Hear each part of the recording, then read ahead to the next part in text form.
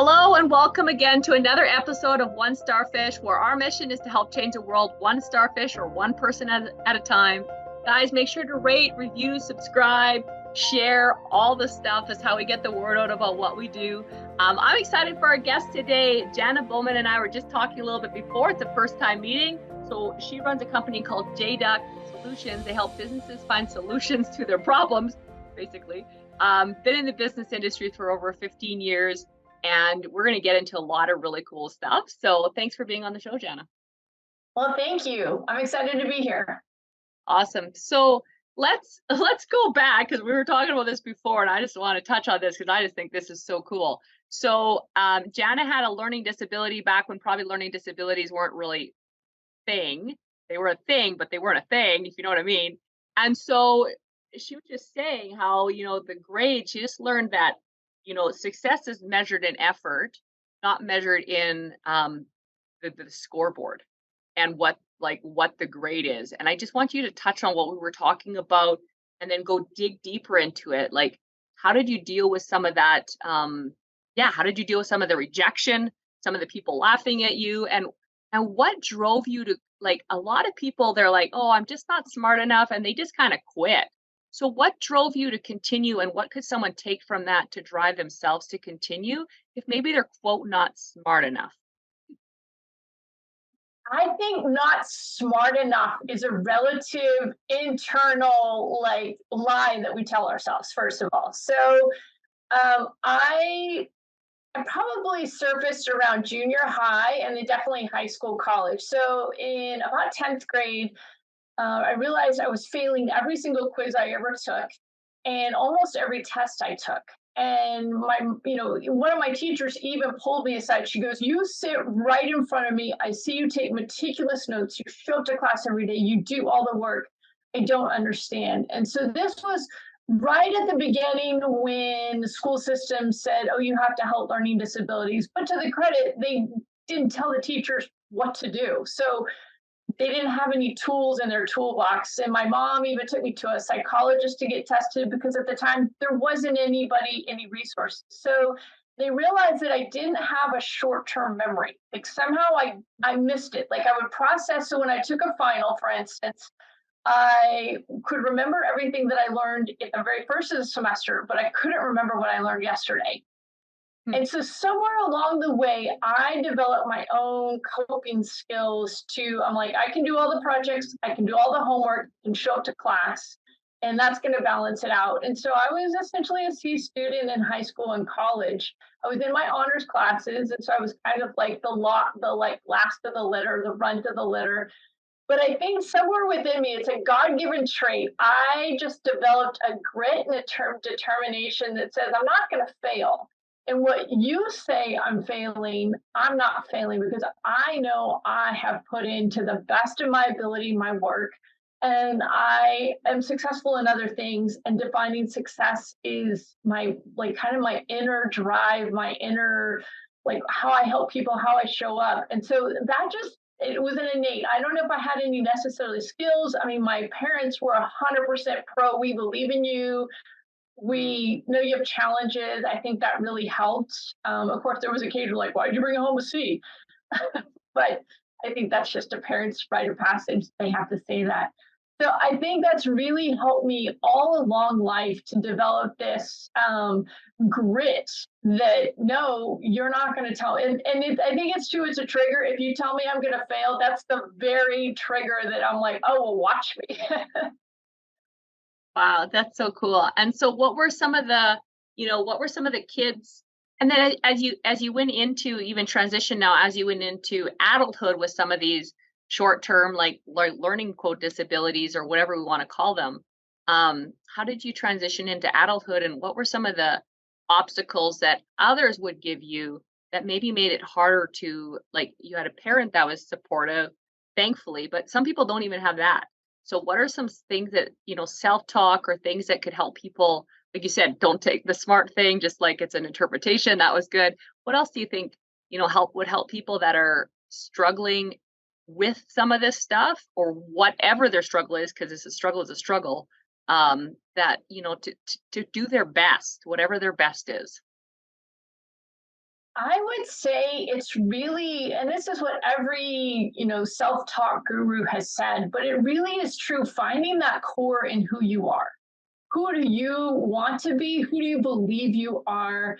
And stand on that with all of your might, because you're always going to have naysayers. And for instance, a couple of like, there was one teacher in my high school who said, "You're not worthy to be in my class," Oh, in front of the whole class. Now, oof. yeah, that hurt a little bit, and everybody stared at me, but I just was like, I'm showing up and doing the work. And it was, maybe it was defiance, maybe it was pride. I don't know what it is, or God's grace, that I just deflected it off and kept moving on. But I think you're always going to have naysayers. And if you truly believe in a mission or a calling or an idea, I mean, all of the great ideas, Steve Jobs, if or FedEx would never have been invented had the inventor, had the creator listened to the naysayers. And so I think it's really believing in yourself and knowing that if you have a great idea, you're always going to have people that say no. Now, I'm always try to be open and wise to hear their criticism and go, okay, is there some validity to it?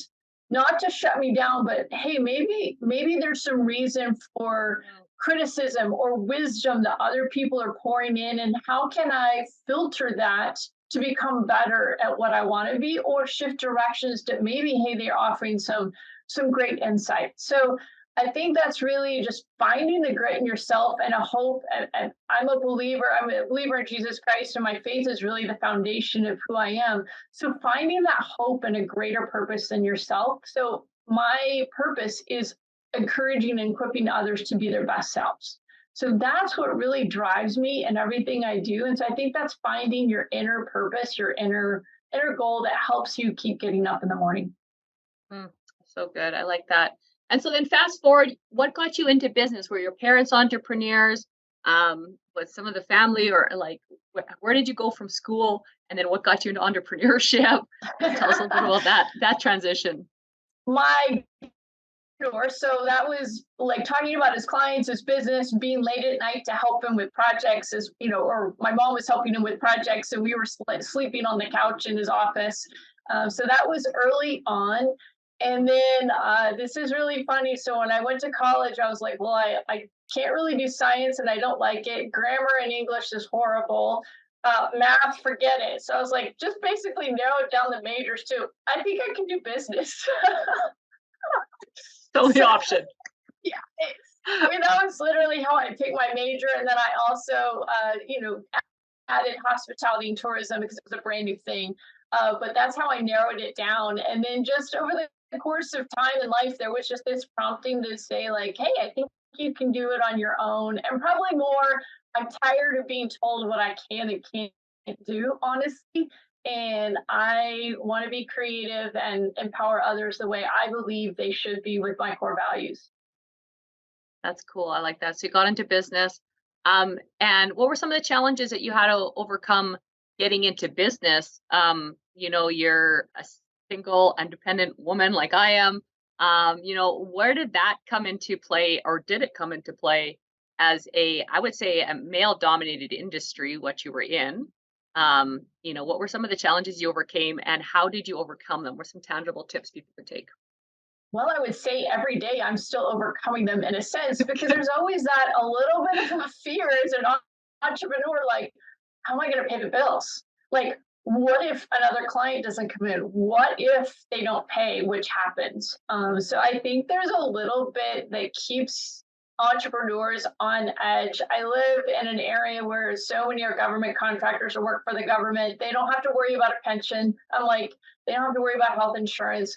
And those are things I'm like, yeah, I'm probably not the best person to have that conversation with, because I'm not going to have the most empathy with you. I love what I do, wouldn't replace it, but I think there's something that you appreciate a little bit more what you do. And so I think it's the overcoming is just a believing and getting up every day and one day at a time, and not, and the fighting the doubt, which comes no matter where I have been in my career, it comes. As an entrepreneur, sometimes you're lonely, you don't have all the people, and I have those moments late at night where you're like, I just want to eat a gallon of ice cream and feel sorry for myself. But then the next morning you go, God, like, I have a purpose, I have a reason, I want to get up and do it again. So I think it's just again, focus, how to overcome it, focus, on what you believe.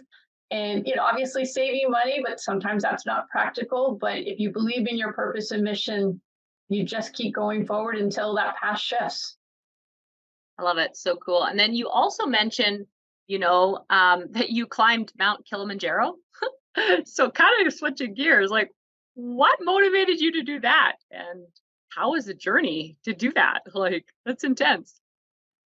So I think it was 2 years ago in 2021. I think it was a little bit of post pandemic. I was on the internet waiting for adventure and an ad popped up. And it was like, huh, 6 months leadership program culminating in climbing Mount Kilimanjaro. Now, I'd never had a desire to climb Mount Kilimanjaro, but I'm always up for an adventure that's way bigger than what I can fathom. So I was like, it won't hurt to do an inquiry email.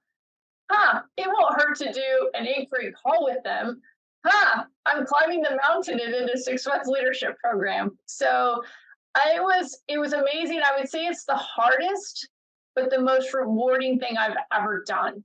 It was grit, determination. You're hungry, you're tired, you're cold, you're thirsty, you're sleep deprived, but the rewards were incredible, the views were incredible, and just even the clarity that I got from being away from a phone, away from electricity, away from noise, Mm. for 7 pure days. It was just phenomenal, just how exhilarating you felt, even though you were exhausted.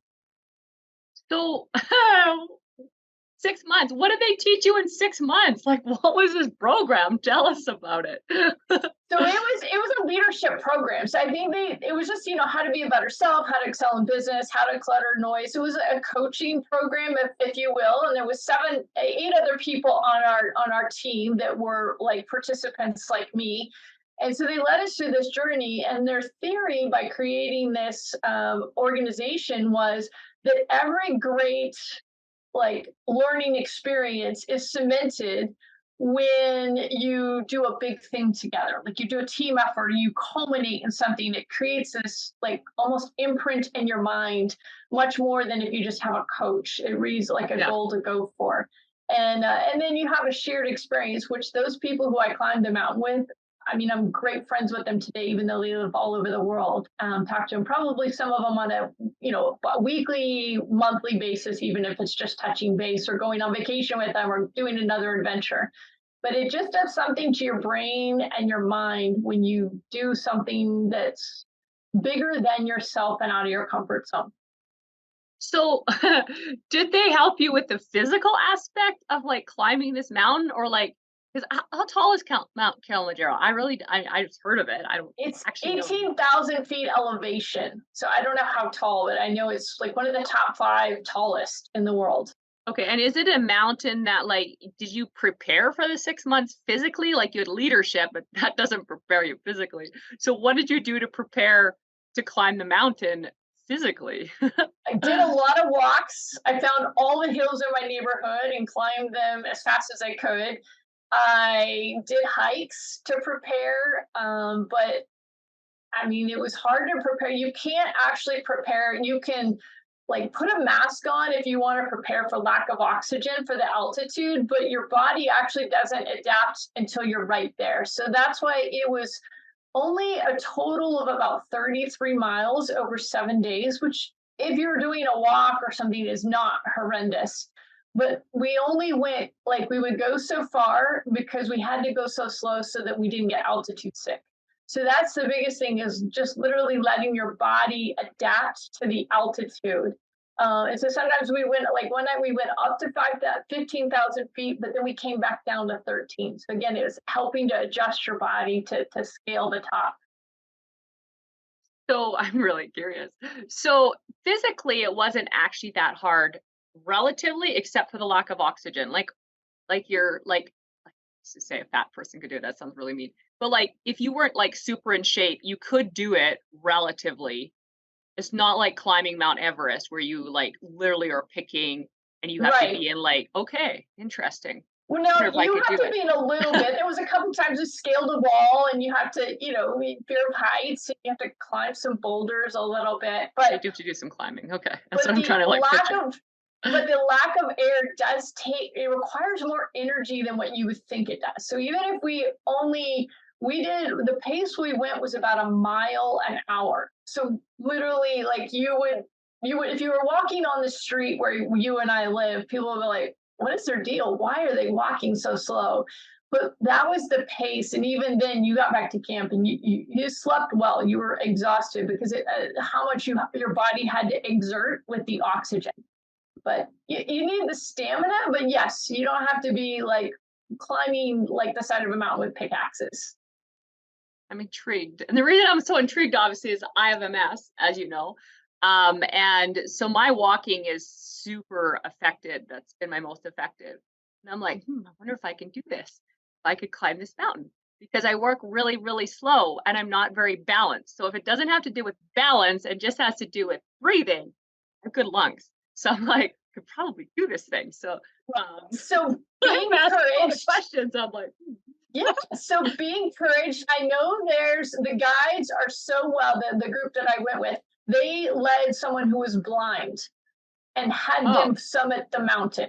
So they have they're balance, but they amazing. can't see where they're going. So yes, you could. I have to get more information. I'm intrigued now. I was going to run by the end of this year, but maybe we'll climb a mountain next year. I don't know. This sounds fun. There you go. Doing something.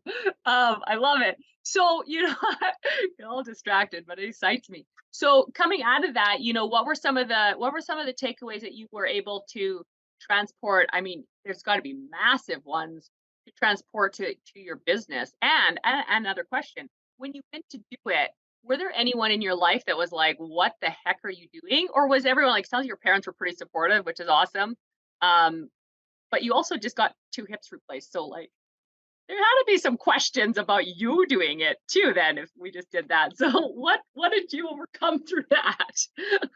So I think everybody, including my family, were like, "What are you thinking? Like you're crazy." And I think my dad finally just said, "She's climbing it because it's there." That was the only reasoning he could figure out to tell people why his daughter was just not completely And sane. at your like during COVID still too, world is kind of shut down and like, yeah, interesting timing.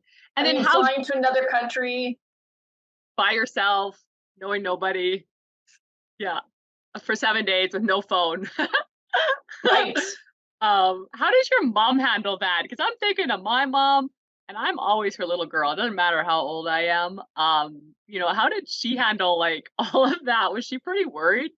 I put my mom through a lot, so was she pretty worried? Well, so I think that I mean it's a sad state of age, but I think it was the best way is my mom struggles a lot with memory right now. Oh, She's gotten the age, so I was actually a godsend for that particular moment that she didn't actually really remember all along the way that I was going to do this. So she cool. wasn't as worried. That I think once I got close, it connected that I was going somewhere and climbing something, but I don't think she was able to comprehend the severity, which was really Probably good. good. I'll tell my mom I'm just gonna go. It's in Africa, isn't it? Yes, it Yeah, is. I'm It's just in gonna go to Tanzania. Africa on a safari. Sounds That's probably the best. Like just maybe send a picture afterwards. This is what I did. I'm gonna be out of service. We're just gonna check out some animals and stuff. It's gonna be fun. What was your highlight on that mountain? I think seeing the sunrise at about 17,000 feet. So we left camp to summit because of weather. We left camp at midnight and hiked all night, literally by the light of a headlamp and then the guide in front of us. I mean, I could see nothing to my left or right unless I turned my headlamp. And so that was kind of the ultimate faith. And maybe it was better I didn't see where I was going because then you couldn't be scared.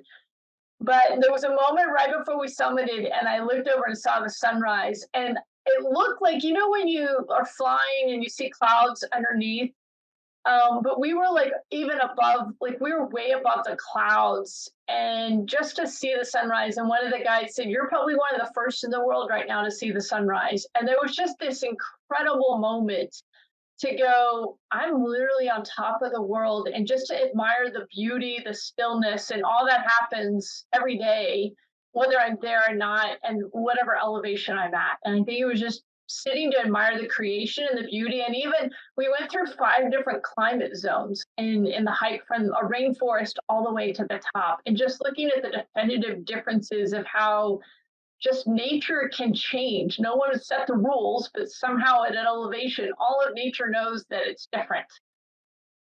And 7 days doesn't actually seem that long to climb a mountain. Like it doesn't seem that long. And then do they fly you down? Is that what they do? Or No, you walk by, you how to we hike back hiked down? down. Yeah, it was 5 days to go up and about a day and a half to come down. But I won't lie, the 2 hot showers I took the day when I got back were very amazing. So I'm not gonna lie about that. Yeah, because yeah, you don't have showers on there, do you? Oh my gosh. I Do mean, they we have had like porta pot. streams? Can you do No, streams? Oh, no, wow. we did like sponge baths, porta potties, bushes. Yeah, it was literally just out there. Oh man, that's crazy. So now tell us a little bit about your business. So you help businesses create solutions. Like what kind of solutions? Tell us a little bit about, what do you do now with your business? Absolutely. So I realized in business, there's so many times I feel alone when you're like, who do I ask this question? Who do I run this soundbite by? Or I'm so overwhelmed. Even though I'm the owner of the business, I want someone to tell me what to do. There's those days you're like, I just want a direction. I don't want to have to think about all of the things I have to think about. And so I found is just coming alongside business owners, because we don't have to do it alone. We're not equipped to know everything. And even just having that soundboard. So what I found is business owners they have a vision. They're incredible. We have incredible capacity. But just having that person to say, hey, I have this idea, or I have 1,000 ideas. I'm a little bit overwhelmed. I feel stuck. Where do I start? So I just get them start talking. I just like, hey, just kind of talk where you're going. And I just am able to pick out all of the pieces that they want and connect the dots and say, here's what I think you're saying, and here's the most important. So let's start here today. Like just this one. Let's start here. And then the strategy's long term, possibly, but let's get a starting point to help you to feel momentum. And what I found is it's not that they're not capable, it's just that confidence. When you get so overwhelmed and you don't know what to do, am I making a difference? Just that other, it's not a coach, that consultant, that confidant to say, hey, here's where I think you're going. I can jump in the middle of your story, hear what your concerns are, and find solutions. It could be, hey, I have a new product. It could be, I need to fire somebody in my staff. It could be, I need a new brand, but something's wrong. And I can't articulate where I want to go. Or it could be I'm attending this conference, or I'm applying for this application and I feel stuck. What is that? Or and so for just a couple of instances, it just literally is helping find solutions to business owners of what you struggle with in your business, and just finding that one place to start, and then bringing in other resources or team members who are way more excellent and excel in a specific area to help them if they need that. But it's not to take away from their team, but often leaders can't talk to the COO sometimes, or their director of marketing, and especially a visionary who just has thousands of ideas every day. Hey, let's narrow them down to the one thing that makes sense, that moves your business. You're kind of like a sounding board. Cool. Kind of that bridge, the vision whisperer, the translator. And I Vision whisperer. I like that. Vision whisperer. Yeah, that is so cool. So where do you see this going in the next 5 to 10 years? What's your vision for your business? I would love to be that resource to CEOs and executives across the world, and just help them be their best version of themselves. I mean, we all have it in us, but I think sometimes lack of confidence, fear, or overwhelm prohibits that. There's coaches, there's every kind of people, but just helping people connect the dots that are already in their head. So many of my clients say to me, independently, they say the same thing. Oh my gosh, this is what's been in my head for so long, and I didn't have the words to articulate it. And so literally just giving them the power to articulate that. And then I would love to actually in in addition to that, start a nonprofit and help maybe beginning entrepreneurs, beginning people in business, and offer that same service as a much reduced cost. Because I think sometimes we think that you don't have the funds to hire a coach or a consultant or that kind of thing, but we still need the same amount of help. I mean, if I know what I knew now and I had the resources like Arete when I was in my 20s, gosh, like that would have been amazing. And so using that as a resource to serve people. I love that. That's so cool. Well, I know we could go on, but in wrapping up, I always have three final questions and then anything that we want to leave our listeners with. Um, and guys, obviously reach out to Janna if you have some questions on the solutions. We'll have all of her links and information. And obviously she's super helpful in her show notes, whether it's about Mount Kilimanjaro or whether it's about learning disabilities or whether it's about business solutions, reach out definitely. So first question is, if someone's looking for their purpose, what's one sentence you could say that could help them find it? As a believer in Jesus and a faith follower, I think it's just, I believe in Ephesians, or no, Ecclesiastes, it says it sets eternity in our minds. All of us are looking for a higher purpose, and to really figure out what that is in your life, that's where I think you figure that out. That's where you determine that in your self-worth. I love it. Number two question, what's a favorite quote and why? Well, it's actually a plaque on my desk. It's from Apollo 13. It says, failure is not an option. There you go. That's so cool. I got to watch some, what are they? SpaceX something take off in Florida this last month or this month or whenever it was. I don't know. It's just recent. Anyway, it was pretty cool. Speaking of Apollo 13. And third question is, what's one word or sentence you want on your gravestone? Maybe it's 3 words, but loved Jesus, served others, and gave generously. Love it. That's so cool. All right. So you run into someone in a coffee shop. They're like, hey, Janna, that was amazing learning about your mountains, your disability, mountains of disability. I don't know, whatever. Building a business, all of that kind of good stuff. What's something we didn't touch on today that you think would be really impactful for our listeners? Don't do it alone. Don't do life alone. Just don't do life alone. You need a community in personal life. You need friends, you need family, you need colleagues in your business. It's just life is too short to do it alone and think that you're the only one having problems or lonely or want to go to a movie. Is involve yourself in a community in all aspects of your life. I love that. That's so cool. Guys, I know you want to share this, so make sure you share, rate, review, subscribe, all that good stuff.